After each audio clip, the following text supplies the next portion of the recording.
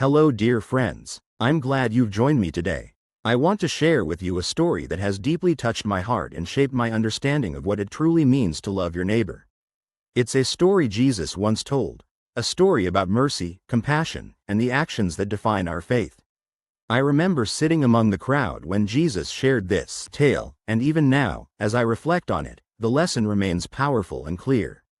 Allow me to take you down the dusty road between Jerusalem and Jericho, where this story unfolds, and together we'll see what it means to be a neighbor. I was walking the road one day, thinking about the things Jesus had been teaching us, when suddenly I saw a man lying there, beaten and broken.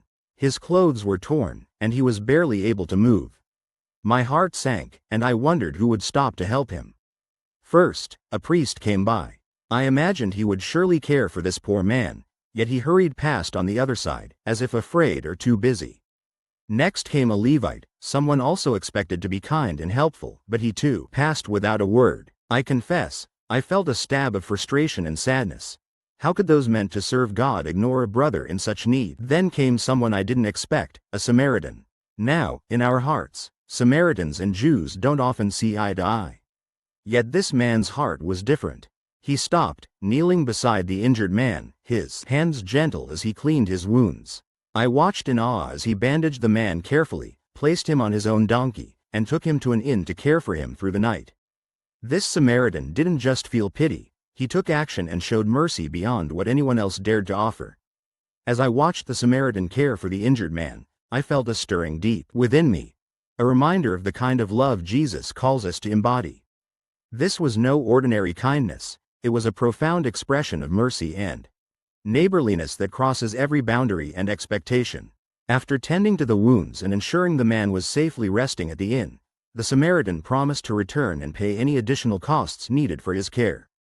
His heart was open, and his actions spoke louder than words. Reflecting on this story, I realize how important it is to not only feel compassion but to act on it. Too often we pass by those in need, blinded by our own concerns or prejudices. But love demands more than feeling. It calls us to be present, to serve, and to give generously. It challenges me, Peter, to ask myself, who is my neighbor?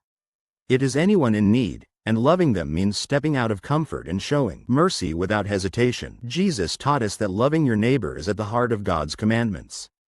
This story lives in me as a constant reminder that faith without works is dead, and compassion without action is incomplete. May we all open our eyes and hearts to the hurting around us and become the hands of God's mercy in this world. Thank you for listening to this story with me.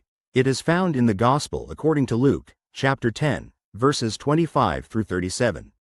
Thank you for spending this time with me, dear friends. If this story has touched your heart, please hit the subscribe button and turn on notifications. By subscribing, you're supporting me to continue sharing these powerful Bible stories and spreading God's word. Together, let's keep walking in faith. May God bless you richly.